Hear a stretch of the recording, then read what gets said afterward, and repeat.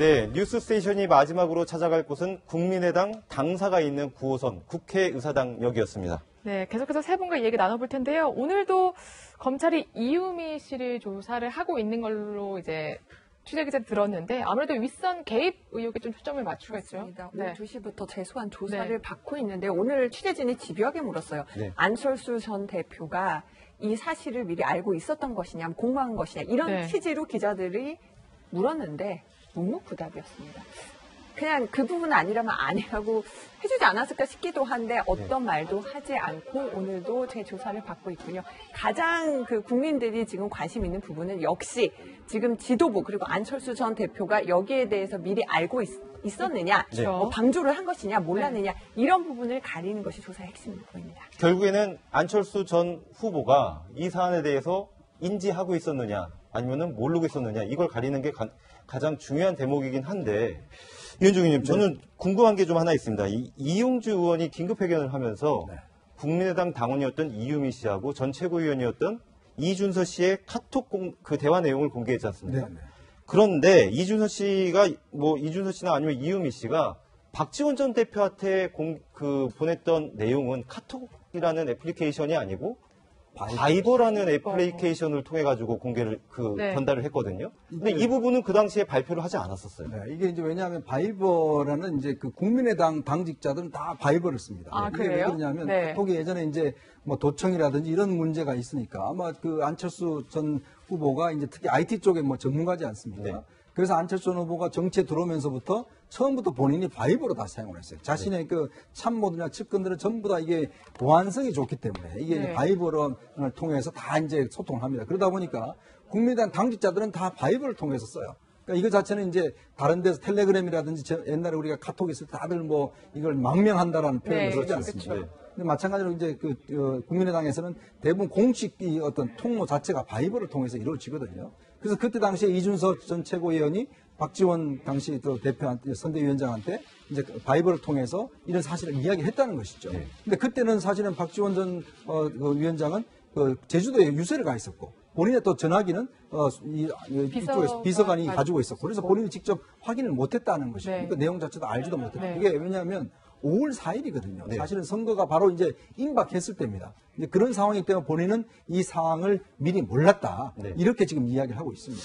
그런데 이상한 게요. 이게 지금 검찰 수사에서 조금 더 구체적으로 드러나긴 하겠지만 카톡 내용만 보고선 국민의당에서는 이유미 씨의 단독 범행으로 지금 결론을 내린 거 아닙니까? 그런데 바이버를 통해서도 대화가 오간 게 있는데 이 부분은 그대로 놔두고 카톡 내용만 가지고 단독 범행으로 단정 지을 수가 있는 건가요? 그렇죠. 그게 이제 앞으로 한번 검찰이 어떻게 수사를 하느냐 좀 문제인 것 같아요.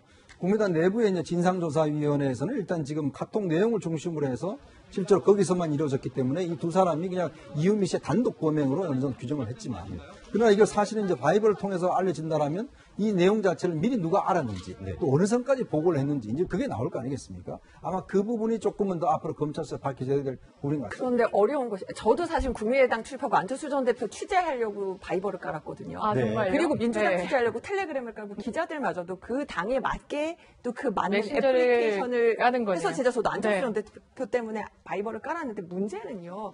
이게 오래 남아있질 않아요. 그러니까 잊으면은 자동적으로 사라지기 때문에 검찰이 여기에 대해서 수사를 조목조목 하고 싶어도 메시지가 사라져 버리면 게다가 지금 서버는 미국에 있습니다. 그렇기 때문에 카카오톡만큼 이렇게 조사하는데 한계가 있다는 그 점도 좀 지적을 해드리고 싶습니다. 서버에 대한 압수수색 권한도 행사할 수 없다라는 그런 말씀인 거죠. 그렇다면 좀 이준서 전 최고위원이나 좀 수뇌부들을 빨리빨리 불러야 하는 게 아닌가라는 생각이 드는데 아직까지 이유미 씨만 조사를 하고요. 감감무소식인 것 같아요. 그러니까 이 부분이 실질적으로 증거가 채집이 돼야 되는 부분인데 증거 채집에 대한 부분들이 여러 가지로 어려울 수가 있겠죠.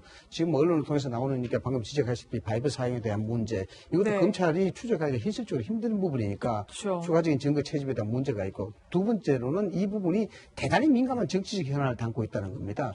만약에 이 부분이 잘못 수사가 좀 빨리 신속하게 진행된다 하더라도 그런 걸 빌미해서 자칫 건드리게 되면 이게 정치적 문제로 파장이 커지기 때문에 검찰로서는 신속하게 빨리 끝낼 수도 있는 부분이 요구가 되긴 하지만은 그렇게 쉽게 건들 수 없는 부분들도 굉장히 네. 많거든요.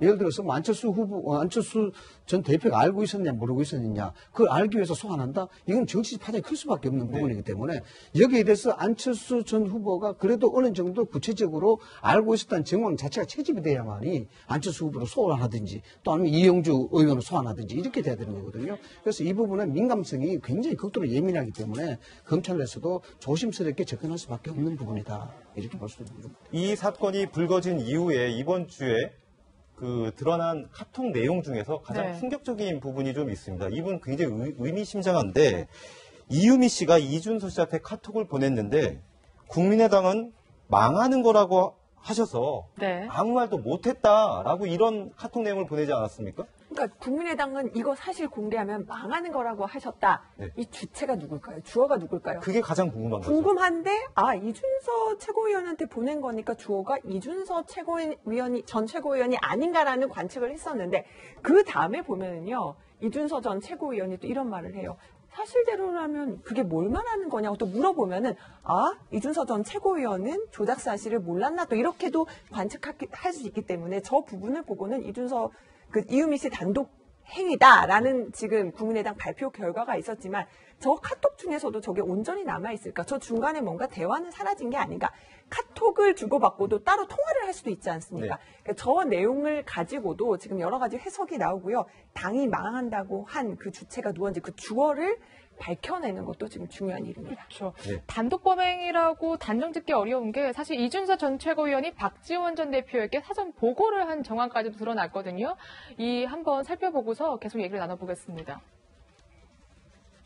이준서 씨가 이유미 씨로부터 입수한 카카오톡의 대화 화면을 캡처한 내용을 박지원 대표의 바이버로 전송을 5월 1일 16시 32분에 하였습니다. 다만 비서관은 이 부분을 박지원 대표에게 별도로 전달을 하거나 이러지는 않은 것으로 문자 내용을 확인했습니다. 정식으로 언론을 통해서 보도자료로 발표되기 이전에 박지원 대표가 이 부분에 대해서 인지하지 못하고 있는 것이 아니냐.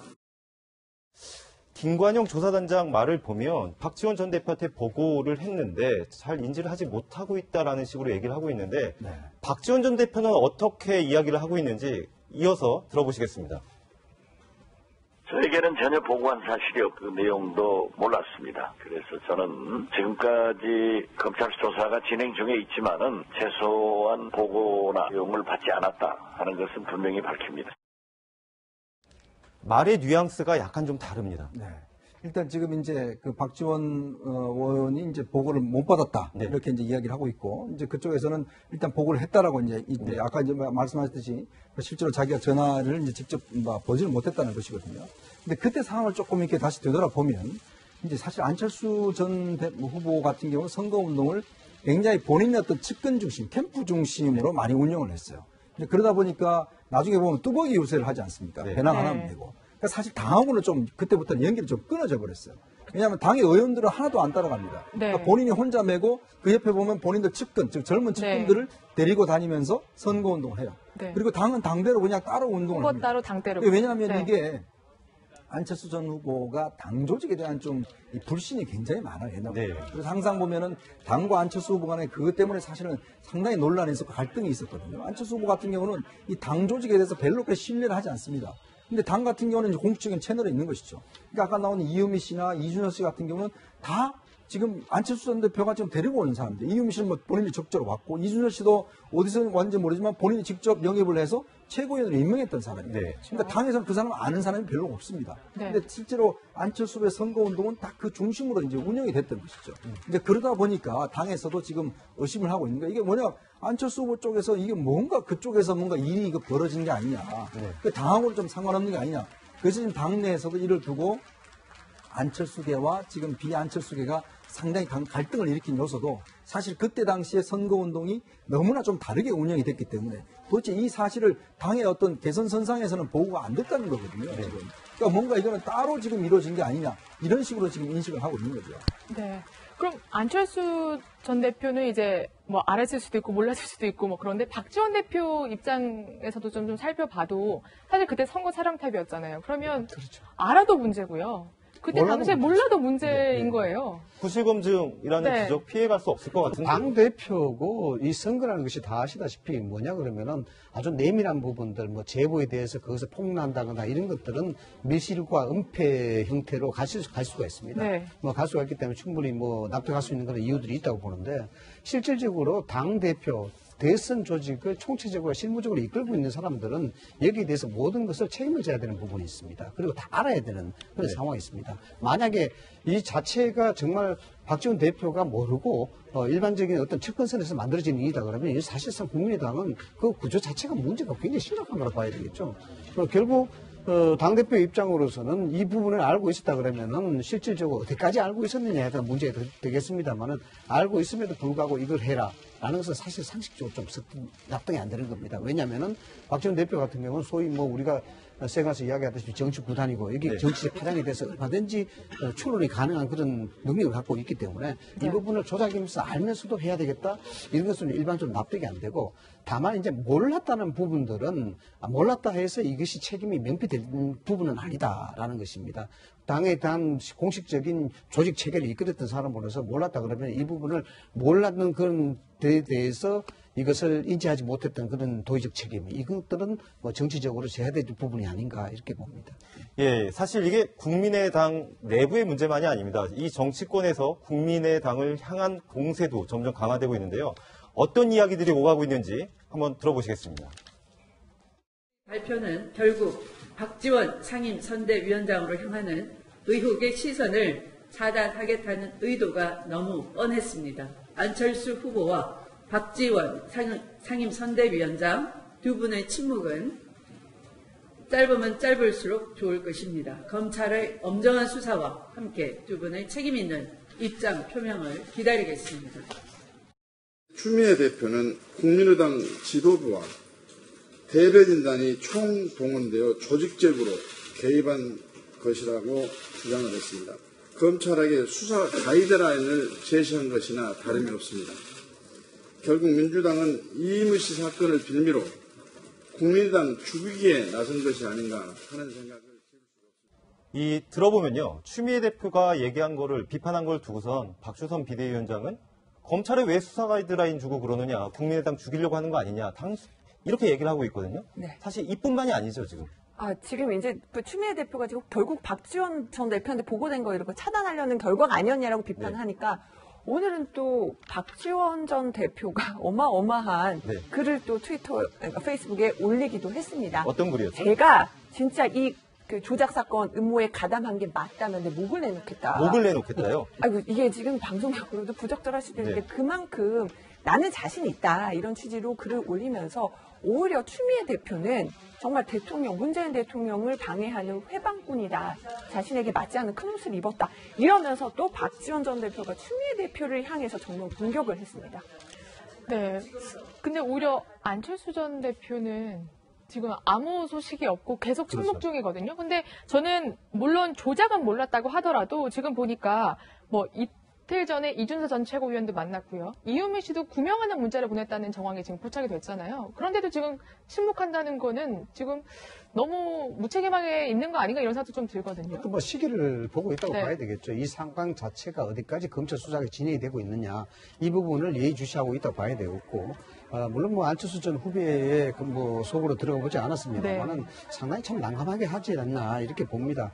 그리고 이 부분은 어떤 형태든지 간에 사건의 수사가 어떻게 결론날지 몰라도 정치 책임에 있어서는 벗어날 수가 없다는 부분도 아마 안철수 후보가 잘 알고 있는 부분이다 생각이 들고 그에 따라서 본인의 입장 표명이 어떤 시점에서 나오는 게 좋으냐 이렇게 볼 수가 있습니다. 그래서 덧붙여서 말씀을 드리는 부분에 우리 설명을 잘 해주셨습니다만은 박지원 의원의 저런 역공 추미애 대표에 대한 부분에 대해서 오히려 화살을 추미애가 돌린다는 부분. 이 부분은 저는 굉장히 좀 예의주시하게 봐야 될 필요가 있지 않나라는 생각이 드는데 왜냐 그러면은 저는 상당히 이제 정치적으로 고도의 어떤 노림수가 있다고 봐야 되거든요. 왜냐하면은 추미애 당대표가 민주당에 가지고 있는 입지 그걸 봐야 되는 겁니다.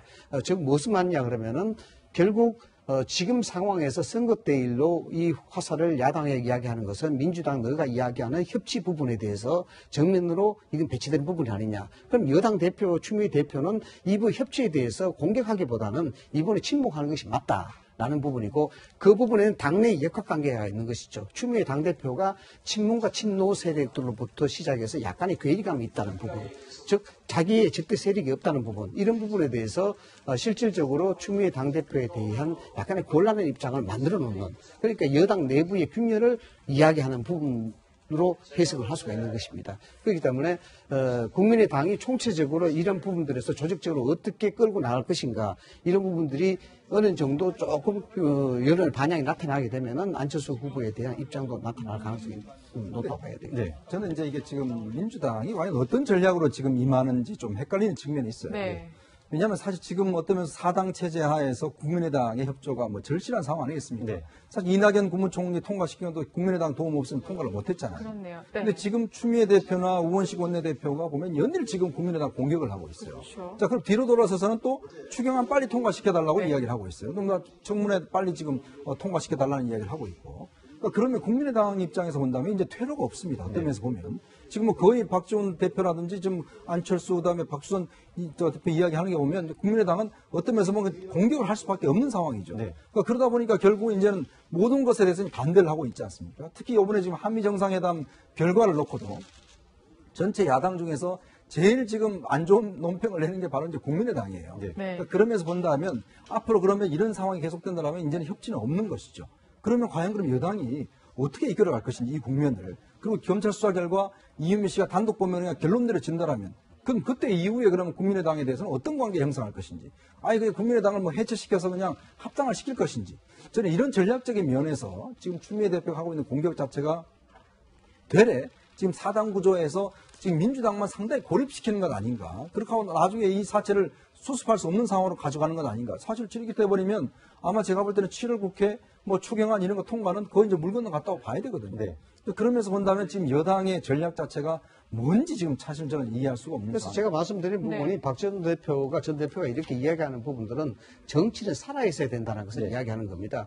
당신네 민주당 입장에서 협치를 이야기하는데 지금 이 상황에서 이야기하면 협치는 물 건너가지 않느냐. 즉 추미애 당대표의 당내 입지를 미리 얘기를 하고서 그것을 확인하고서 결국 자기 장사하지 마라 라는 식으로 균열을 유도하는 그런 어떤 고도의 어떤 정치적 전략이다. 저는 그렇게 정치적인 영향 부분을 점검하고 있는데 사실 좀 사건 부분에서 저희가 몇 가지 더 짚어야 될 대목이 있습니다. 어떻게 보면 책임 있는 공당에서 대통령 후보까지 지내셨던 분이 자신들의 지지자를 위해서라도 자신을 둘러싼 그런 의혹과 관련해서는 뭐라고 이렇게 한마디를 해야 될 것 같은데 아직 침묵을 하고 있지 않습니까? 근데 어저께 김관영 진상조사단장한테는 이은미 씨한테서 구명을 요청하는 문자를 받았다라는 또 이야기를 했다는 거예요. 이날이 어떤 날이냐면 이용주 의원이 이런 일이 있었습니다라고 보고된 안철수 전 대표에게 보고한 날이라고 하는데 이용주 의원 전화가 먼저인지 그리고 이은미 씨가 보낸 문자가 먼저인지는 김관영 단장이 확인하지 못했다고 합니다. 어쨌든 안철수 전 대표도 이은미 씨한테 문자를 받은 게 맞다라고 전화로 김관영 의원에게 인정을 했고요. 근데 이게 무슨 얘기인지 몰라서 문자도 보내지 않았다 라면서 이제 안철수 전 대표가 답을 했다고 하고요. 안철수 전 대표가 뭐 공식적으로 이제 입장 밝히는 게 아니냐 이런 얘기가 어제도 막 돌았는데 결국은 이루어지지 않았습니다. 그렇지만 이제 안철수 전 대표 측근은 이 상황을 아주 엄중하게 보고 있고 검찰 조사를 지켜보고 있다고 얘기했는데 그 얘기는 검찰 조사를 좀 보면서 입장을 밝히겠다는 건가라는 개인적인 생각을 해봤지만 이 국면에서는요. 그 조사에 앞서서 안 전 대표가 솔직하게 밝히고 사과하고 입장 표명하는 것이 좀 우선돼야 되지 않나라는 생각이 듭니다. 저는 뭐 좀 개인적인 생각입니다. 네.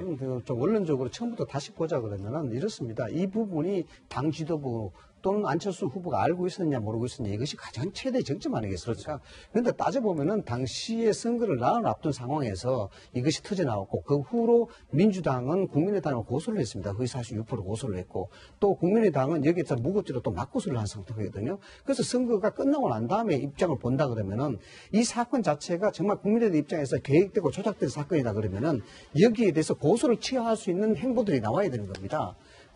이 부분이 고소가 되고 계속 검찰 수사가 이어지게 되면은 조직적인 어떤 가담에 대한 부분들이 장 지도부도 알고 있었다는 상황이 인지가 될 것인데 그렇게 되면 그 파장이 엄청나게 되고 당의 존립까지도 흔들 수 있는 상황이거든요. 네. 그래서 이런 부분들이 조직적으로 제가 개인적인 생각입니다만 모르고 있었다는 그런 자체가 이 부분에 대해서 정치적으로 타협한다든가 또는 민주당으로부터 고소고발에 대한 취하를 요구한다든가 그런 어떤 직간접적인 메시지가 없었다는 부분들이 이것은 지도부가 알기보다는 어쩌면은 개인적인 일탈이 아닌가라는 그런 생각도 짐작을 했습니다. 네.